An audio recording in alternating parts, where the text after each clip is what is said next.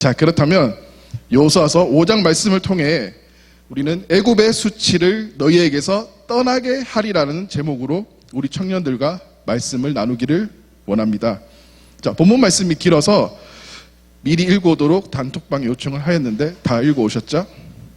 네, 감사합니다. 자, 그럼 본문은 따로 읽지 않도록 하겠습니다. 자, 오늘 여호수아서 5장 말씀을 나누면서 우리가 지금까지 상식으로 여겨왔던 고정관념들이 전부 다 깨어지는 흥미로운 사건을 경험하게 될 것입니다. 자, 그리고 말씀의 마지막 부분에서는 아주 특별하신 분을 우리는 만나게 될 것입니다. 궁금하시죠? 궁금하시면 끝까지 잘 들으시면 됩니다. 자, 여호수아서 5장은 총 15절로 구성되어 있습니다. 크게 세 가지 사건으로 분류할 수가 있습니다. 자, 첫 번째 사건은 여호수아서 5장 1에서 9절 말씀, 이스라엘 백성들이 다시 할례를 받은 사건입니다. 그리고 두 번째 사건은 여호수아서 5장 10에서 12절 말씀, 이스라엘 백성들이 유월절을 지키게 사건입니다. 그리고 세 번째 사건은 여호수아서 5장 13에서 15절 말씀인데 여호수아가 여호와의 군대 대장에게 경배한 사건입니다. 자, 이 세 가지의 사건을 통해서 우리는 하나님께서 이스라엘 백성들이 애굽에서 당한 수치를 어떻게 떠나가게 하여 주셨는지를 알 수 있게 될 것입니다. 자, 여호수아서 5장 1에서 9절을 살펴보겠습니다. 자, 5장 1에서 9절 말씀에서 우리는 할례로 하나님과 언약의 백성이라는 사실을 몸에 새겨 확증하게 하심을 알 수 있게 될 것입니다. 자, 5장 1절에서 요단 서쪽의 아모리 사람의 모든 왕들과 해변에 가나안 사람의 모든 왕들이 여호와께서 요단물을 이스라엘 자손들 앞에서 말리시고 우리를 건너게 하셨음을 듣고 마음이 녹았고 이스라엘 자손들 때문에 정신을 잃었더라. 자, 1절에서 핵심 단어는 듣고입니다. 자, 하나님께서 초자연적인 능력으로 요단강을 말리셨다는 그 소식을 듣고 가나안 족속들은 지금 두려움에 사로잡혀 있습니다. 그들은 이미 하나님께서 이스라엘 백성이 애굽을 탈출할 때에 그 홍해에서 하나님께서 행하신 홍해의 기적에 대한 소식을 들었습니다. 자, 그런데 엎친 데 덮친 격으로 그들은 요단물을 이스라엘 자손들 앞에서 말리시고 이스라엘 백성들을 건너게 하신 요단강의 기적 사건까지 듣게 되었던 것입니다. 자, 1절에 보시면 마음이 녹았고 이스라엘 자손들 때문에 정신을 잃었더라. 자, 이 말씀처럼 그들의 마음은 두려움에 사로잡혀서 완전 전의를 상실해 있는 상태입니다. 자, 이들이 전의를 상실한 이유는 여호수아가 이끄는 그 이스라엘 군대가 무서워서가 아닙니다. 외형적으로는 가나안 족속들이 훨씬 숫자가 많고 또 전투 경험도 이스라엘 군대보다 훨씬 뛰어났습니다. 하지만 그들이 정신을 잃은 만큼 두려운 것은 여호수아의 군대가 아닌 여호수아와 함께 계시는 하나님을 두려워하였기 때문입니다. 홍해를 가르시고 또 요단강도 가르시는 그 강한 능력을 지니신 분이 여호수아와 함께 하심을 듣고 그들은 그것을 알고 있어서 정신을 잃을 만큼 두려웠던 것입니다. 그리고 요단강을 건너 이 자신들의 그 턱 밑끝까지 오게 되었다는 그 소식도 듣게 되어서 더 많은 두려움에 떨고 있습니다. 그들은 이미 전의를 상실했고요. 또 전투를 할 의지조차 없는 그런 상태에 이르렀습니다. 자, 전쟁에서 전의를 상실하는 것은 여호수아의 군대에게서는 아주 좋은 기회이지만 가나안 족속들에게는 아주 불행한 일입니다. 그리하여 여호수아는 지금 아주 좋은 기회를 잡은 것입니다. 자, 그들이 정신을 차리기 전에 속전속결로 쳐들어가서 제압을 하고 또 정복을 해야 하는 이 1분 1초가 아쉬운 아주 좋은 기회의 상황에 놓여 있습니다. 하지만 하나님께서는 여호수아에게 말도 안 되는 명령을 지금 내리셨습니다. 여호수아서 5장 2절입니다. 그때 여호와께서 여호수아에게 이르시되 너는 부싯돌로 칼을 만들어 이스라엘 자손들에게 다시 할례를 행하라 하시매. 혹시 우리 청년들 이 말씀에서 충격을 받지 않으셨나요? 아무 생각 없으신가요? 저는 방금 읽은 말씀이 도통 이해가 되지 않아 여러 번 읽게 되었습니다. 여러 번 읽어도 여전히 이해가 되지 않았습니다. 이렇게 긴박한 상황에 갑자기 할례를 행하라니요. 할례란 단어를 제가 성경 대문화 배경사전에서 제가 찾아보았습니다. 성경 대문화 배경사전에서는 할례를 남성 성기의 끝 부분을 덮어 싸고 있는 살 가죽을 제거하는 종교 의식이다라고 적혀 있습니다. 자, 할례를 행하게 되면 이 신체의 중요한 일부의 조직이 잘려나가는 것이기 때문에 극심한 고통으로 인해 이 상당한 회복 기간이 필요합니다. 창세기 34장에서 할례에 관한 흥미로운 사건을 제가 하나 소개해 드리겠습니다. 야곱의 딸 디나가 히위 사람 세겜에게 강간하고 욕되게 하는 사건이 있었습니다. 세겜에게 강간당한 것을 알게 된 야곱의 아들이며 디나의 오빠인 시므온과 레위가 더럽힌 것에 분노하여 복수를 계획하게 되었습니다. 이 세겜의 아버지 하몰이 야곱을 찾아가 결혼을 허락해달라고 요청하자 야곱의 아들들은 그들에게 당신들의 부족 모두가 할례를 받는다면 허락하겠다는 그런 조건을 내걸었습니다. 자, 이 조건을 받아들여 이 세겜의 성 모든 남자들은 할례를 다 받았습니다. 자, 3일 후에 그들이 아직 고통을 당하고 있을 때 디나의 오빠 시므온과 레위가 칼을 가지고 가서 그 성읍을 기습하여 모든 남자들을 죽여버렸습니다. 그리고 하몰과 그의 아들 세겜을 칼로 죽이고 디나를 다시 데려온 그런 사건이 있었습니다. 자, 창세기 34장의 사건을 통해서 남자들이 할례를 행하게 되면 많은 회복 시간이 또 필요하고 또 회복 기간 동안 굉장히 취약해져 있는 상태가 된다는 것을 우리는 창세기 그 말씀을 통해서 지금 잘 알 수가 있게 되었습니다. 저도 그 고통을 잘 알고 있습니다.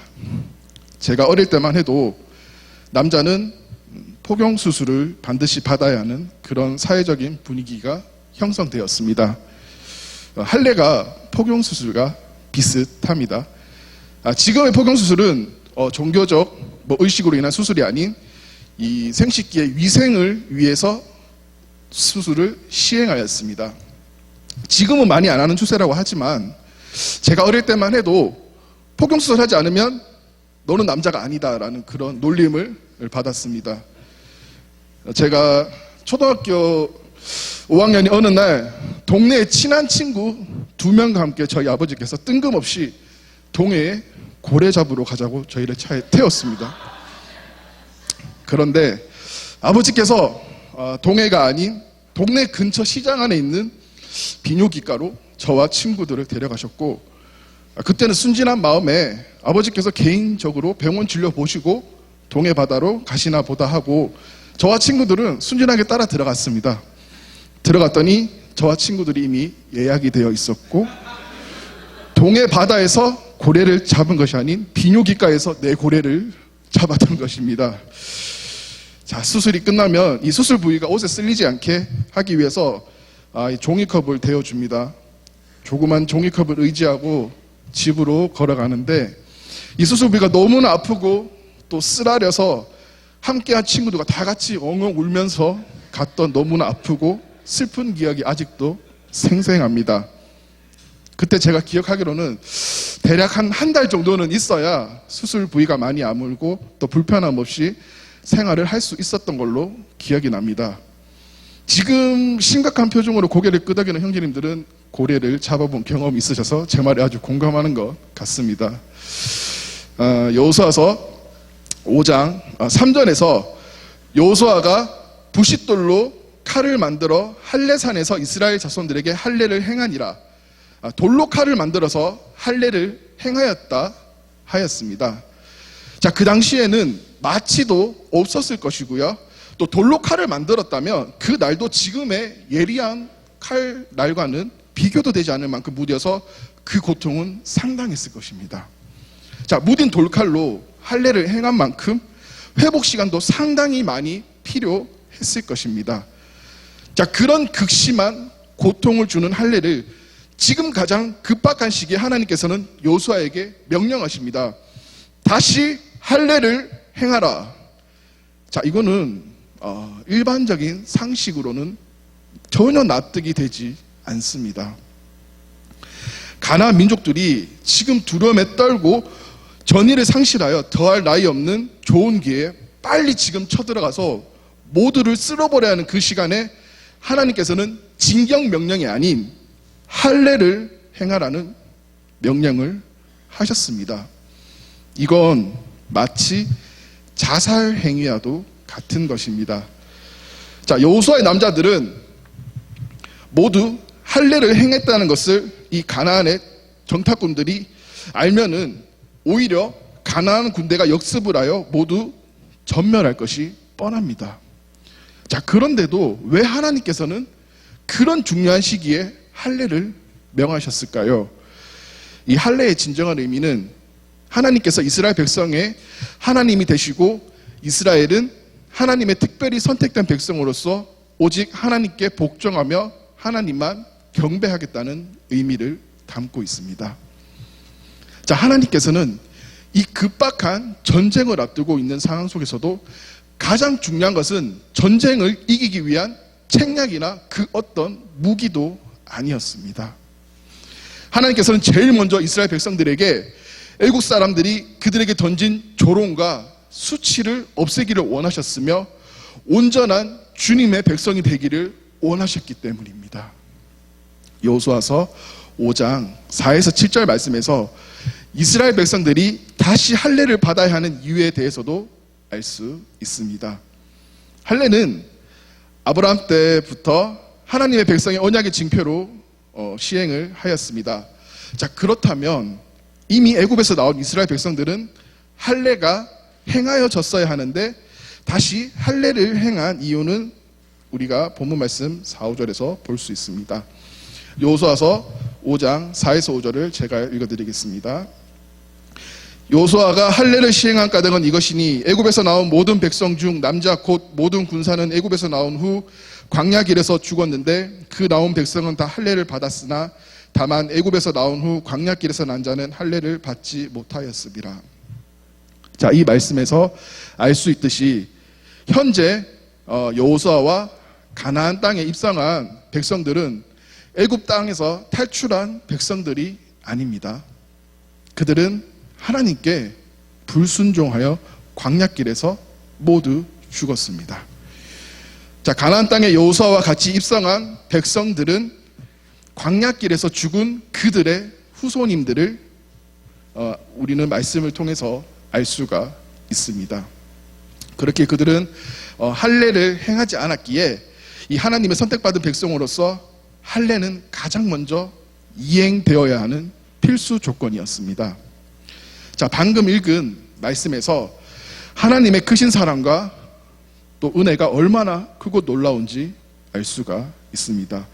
애굽에서 그토록 고생하고 핍박을 받았던 이 백성들의 신음소리를 들으시고 하나님께서는 모세를 통해 그들을 애굽의 손에서 구출을 하여 주셨습니다. 구출하는 과정에서 하나님께서는 그들에게 10가지 재앙, 홍해의 기적, 구름 기둥과 불기둥, 만나를 내려주시고 진짜 수많은 그런 기적들로 그들은 직접 보고 또 체험을 하게 된 민족입니다. 하지만 그들은 하나님께 불순종하여 조그만 일에도 불평불만을 쏟아냈습니다. 그것도 모자라 모세가 하나님께 십계명을 받으러 잠깐 자리를 비운 그 사이에도 불안하여서 아론에게 금송아지를 만들어 달라고 해서 우상을 섬기는 그런 비상식적인 행동을 하였습니다. 민수기 20장 12절 여호와께서 모세와 아론에게 이르시되 너희가 나를 믿지 아니하고 이스라엘 자손의 목전에서 내 거룩함을 나타내지 아니한 고로 너희는 이 회중을 내가 그들에게 준 땅으로 인도하여 드리지 못하리라 하시니라. 하나님께서 불순종한 이스라엘 백성을 향한 분노가 느껴지시나요? 당장이라도 그 자리에서 모두 멸하고 싶었을 것입니다. 하나님께서는 이스라엘 백성들에게 심한 배신감을 느꼈으며 엄청난 실망을 하셨습니다. 하지만 하나님께서는 인내하시며 다시 한번 그들에게 기회를 주셨습니다. 하나님께서 불순종한 이스라엘 백성들은 말씀대로 광야길에서 방황하다 죽었지만 여호수아와 그들의 후손들을 데리고 다시 시작하셨습니다. 자, 그리고 다시 시작하는 첫 단추가 이 전쟁의 긴박한 그런 상황에서도 할례산에서 행하였던 할례입니다. 저는 이것을 할례라 쓰고 은혜라 읽고 싶습니다. 하나님께서 여호수아가 이끄는 백성들에게 행하신 할례는 그들과 다시 시작하려고 하신 하나님의 사랑의 증표인 것입니다. 그리하여 9절에 여호와께서 여호수아에게 이르시되 내가 오늘 애굽의 수치를 너희에게서 떠나가게 하였다 하셨으므로 그곳 이름을 오늘까지 길갈이라 하느니라를 선포하신 것입니다. 이처럼 다시 행하신 할례를 통해 여호수아가 이끄는 이스라엘 백성들은 온전한 하나님의 백성이 된 것입니다. 골로새서 2장 11에서 12절을 제가 읽어드리겠습니다. 또 그 안에서 너희가 손으로 하지 아니한 할례를 받았으니 곧 육의 몸을 벗는 것이요 그리스도의 할례니라. 너희가 세례로 그리스도와 함께 장사되고 또 죽은 자들 가운데서 그를 일으키신 하나님의 역사를 믿음으로 말미암아 그 안에서 함께 일으키심을 받았느니라. 우리는 손으로 받은 할례가 아닌 하나님의 은혜로 예수 그리스도의 십자가 보혈을 통해 영적 할례를 받았습니다. 또한 예수님의 십자가의 보혈로 인해 우리는 하나님의 온전한 백성이 아닌 완전한 하나님의 자녀가 되었으며 그분의 상속자가 되어 유업을 물려받게 되었습니다. 그러니 우리가 이 땅에 살아가는 동안 구원받은 이후의 나의 삶은 나의 것이 아닌 예수 그리스도께 속해 있음을 명심하여야 합니다. 자, 어떠한 상황 속에서도 주님을 또 신뢰하고 의지하시고 또 주님과 함께 십자가를 지고 묵묵히 나아가시기를 바랍니다. 신실하시고 변함없으신 선한 목자 되시는 우리 주님께서는 우리를 가장 좋은 길로 인도하실 것이 분명합니다. 여호수아서 5장 10에서 12절 말씀을 보겠습니다. 여호수아서 5장 10에서 12절 말씀에서 우리는 유월절을 지켜 하나님의 구원을 받은 백성이라는 사실을 기념하게 하시고 앞으로의 구원을 기대하게 하심을 알 수 있게 될 것입니다. 자, 10절 제가 읽겠습니다. 또 이스라엘 자손들이 길갈에 진쳤고 그달 14일 저녁에는 여리고 평지에서 유월절을 지켰으며, 자, 10절에서는 유월절이라는 단어에 주목을 해야 합니다. 자, 유월절이란 이 절기는 출애굽기 7에서 12장에 기록된 것처럼 하나님이 이스라엘 백성을 애굽에서 구원해내신 일을 기념하기 위한 것입니다. 자, 하나님께서 이스라엘 백성들에게 할례를 베푸시고 또 온전한 하나님의 백성이 되어 다시 이스라엘 백성들은 유월절을 지키게 되었습니다. 자, 이렇게 유월절을 지킴으로써 이스라엘 백성은 하나님께 의지하면서 새로운 땅의 점령을 준비하는데 더욱 힘을 얻게 되었습니다. 하나님의 섭리는 이토록 놀라움의 연속이었습니다. 이 중요한 전쟁을 앞두고 할례를 행한 이스라엘 백성들은 사기가 떨어지고 자신들이 받은 할례로 인한 상처의 극심한 고통 때문에 불안감을 가지고 두려워해야 하는 것이 일반적인 것이죠. 그리고 유월절을 지키는 것 때문에 가나안 족속을 섬멸할 수 있는 시간은 더 늦어지고 또 그런 골든타임을 놓치게 될 것입니다. 오히려 그들에게 그 침략의 대비를 할 수 있는 시간을 벌어주게 되고 또 상황이 불리하게 흘러갈 수밖에 없습니다. 하지만 여기서 우리는 여호수아의 믿음에 주목을 해야 합니다. 그는 긴박한 싸움터에 있었지만 하나님의 말씀에 순종하며 병사들에게 할례를 행하고 유월절을 지켰습니다. 그런 일들은 완전 비군사적인 행동임에 틀림이 없습니다. 자, 하나님의 말씀에 순종한 여호수아의 결과는 과연 어떻게 되었을까요? 가나안 족속들에게 역습을 당해 모두 몰살을 당했을까요? 당연히 아니죠. 오히려 하나님께서 베푸신 할례로 인해 이스라엘 백성들은 애굽에서의 그 수치가 사라졌습니다. 그리고 유월절을 다시 지킴으로 인해 그들은 온전한 하나님의 백성이 되었다는 것을 상기함으로 하나님을 더 신뢰하고 또 의지하고 또 새로운 땅의 점령을 준비하는데 더욱 힘을 얻었습니다. 이처럼 우리의 일반적인 상식은 하나님 앞에서는 전혀 쓸모없는 것이라는 것을 우리는 말씀을 통해 알 수가 있습니다. 그러니 우리가 의지할 것은 모든 이름 위에 가장 뛰어나신 주님의 말씀밖에 없습니다. 자, 12절을 보겠습니다. 또 그 땅에 소산물을 먹은 다음 날에 만나가 그쳤으니 이스라엘 사람들이 다시는 만나를 얻지 못하였고 그 해에 가나안 땅에 소출을 먹었더라. 자, 11절 말씀에서는 만나가 그쳤으니에 주목을 해야 합니다. 만나에 대해서 우리는 잘 알고 있습니다. 만나란 이스라엘 백성이 광야 40년 동안 방랑생활 동안 하나님으로부터 공급받았던 특별한 양식입니다. 자, 그렇다면 만나의 맛은 어떨까요? 짜다, 손. 아무도 없네요. 맵다. 있으십니까? 없어요. 그러면 달다. 네, 전부 다 손 드셨습니다. 네, 정답은 달다가 맞습니다. 자, 출애굽기 16장 31절에서 만나에 대해서 표현하기를 그것은 고수씨처럼 희고 맛은 꿀 섞은 과자 같았다라고 표현되어 있습니다. 자, 이스라엘 백성들이 그 땅 소산을 처음 먹은 다음 날 40년 동안 하나님께서 공급하셨던 만나가 그쳤습니다. 이 말씀에서 알 수 있듯이 만나는 우연히 내린 것이 아니며 하나님께서 이스라엘 백성들을 위해 온전히 양식을 공급하시고 보호하신 하나님의 사랑이었음을 알 수 있습니다.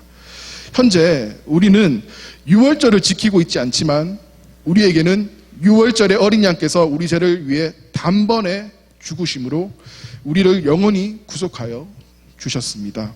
그리하여 우리는 유월절을 지키는 대신 매주마다 유월절 어린 양이 되신 예수 그리스도의 몸과 피를 상징하는 떡과 잔을 떼고 마시며 주님께서 주신 사랑을 기억하며 감사를 하고 있습니다. 자, 마지막 세 번째 사건인 여호수아서 5장 13에서 15절 말씀, 여호수아가 여호와의 군대 대장에 경배한 사건을 보겠습니다. 자, 13절 여호수아가 여리고에 가까이 이르렀을 때 눈을 들어 본즉 한 사람이 칼을 손에 들고 마주 서 있는지라.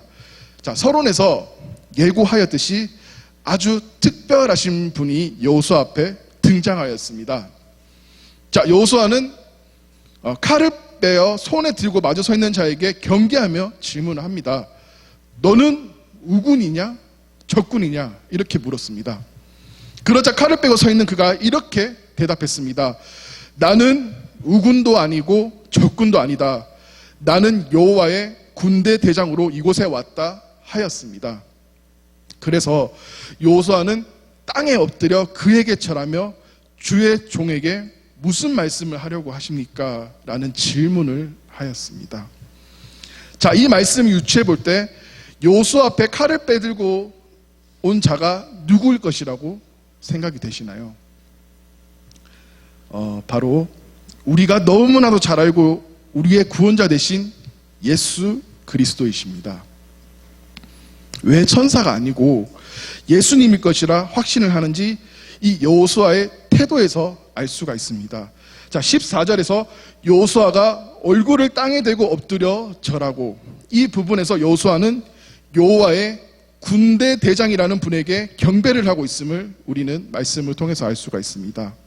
천사는 경배를 받을 만한 위치가 아니기에 경배를 받지 않습니다. 여기에 나타난 여호와의 군대 대장은 경배를 요구하고 받는 모습에서 성육신하기 이전의 모습으로 오신 우리 주 예수 그리스도임이 틀림이 없습니다. 또한 여호수아가 14절에서 내 주여 종에게 무슨 말씀을 하려 하시나이까, 이 말씀에서도 알 수 있듯이 여호수아는 내 주여라고 부르면서 그분이 예수님임을 직접 고백하고 있습니다. 자, 그런데 예수님께서 왜 여호수아에게 칼을 빼들고 나타나셨을까요? 혹시 여호수아가 예수님께 칼을 맞아야 될 만큼 심각한 잘못을 했던 것일까요? 당연히 아니겠죠. 자, 예수님께서 여호수아에게 칼을 빼들고 나타나신 그 이유는 자신의 모습을 통해 그가 가나안 족속들을 물리치시고 이스라엘에게 승리를 주기 위해 왔음을 보여주기 위해서 직접 오신 것입니다. 예수님의 그 거룩한 모습을 보며 여호수아는 더욱더 많은 힘을 얻게 되었을 것이며 또 강하고 담대했을 것이 분명합니다. 그리고 15절에서 여호와의 군대 대장이 여호수아에게 이르되 내 발에서 신을 벗으라, 내가 선 것은 거룩하니라 하니 여호수아가 그대로 행하니라. 자, 예수님께서 여호수아에게 내 발에서 신을 벗으라고 한 이유는 예수님께서 계신 그 모든 장소가 다 거룩한 장소가 되시기 때문입니다.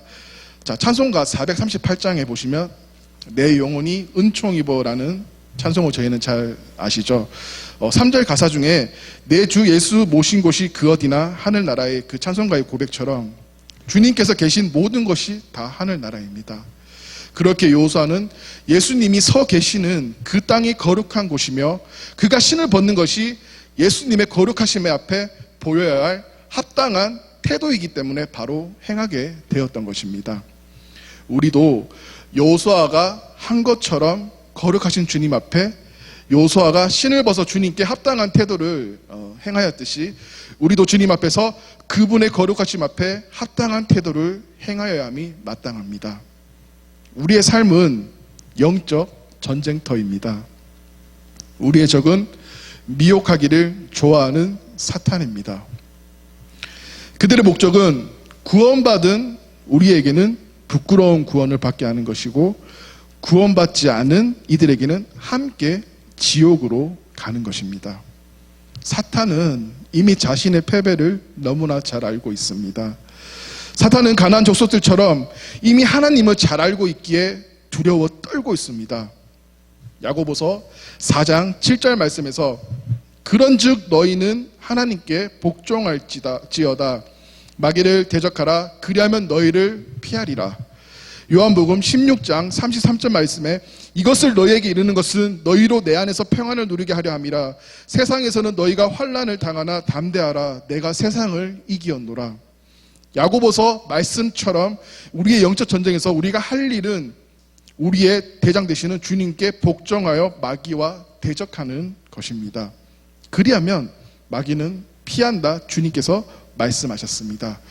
요한복음 말씀처럼 이미 세상을 이기신 예수님께서 담대하게 싸울 용기를 주시며 마귀의 건세에서 보호하시고 우리로 하여금 주님 안에서 평안을 누리게 하실 것입니다. 우리의 수치는 2000년 전 예수님께서 유월절 어린 양이 되셔서 십자가의 보혈의 피로 모두 떠나게 하셨습니다. 완전한 주님의 자녀로서 그의 합당한 삶을 살아내시기를 바랍니다. 베드로전서 1장 16절에 기록되었으되 내가 거룩하니 너희도 거룩할지어다 하셨느니라. 자, 이 말씀처럼 우리도 주님을 본받아 여호수아가 주님께 복종한 것처럼 우리도 거룩한 삶을 살기 위해 전진하시기를 바랍니다. 우리 유편 청년들이 모두 주님의 마음에 합한 자가 되기를 바랍니다. 기도하고 말씀을 마치도록 하겠습니다. 기도하겠습니다.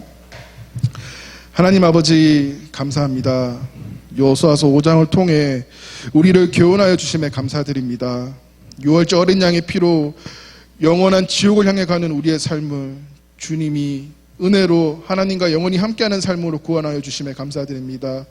주님의 은혜는 한량 없으며 주님의 그 사랑은 온 우주를 덮고도 남을 크고 놀라우신 사랑임에 감사드립니다. 그 사랑을 온전히 받은 우리는 주님께 감사할 수밖에 없음을 고백드립니다. 우리 유평 청년들의 삶 속에서 늘 주님께서 임재하여 삶 가운데 어려움이 찾아오더라도 주님께 순종하여 세상을 이기신 예수님처럼 넉넉히 이기기를 기도합니다. 거룩하시고 존귀하신 예수 그리스도 이름으로 기도드립니다. 아멘.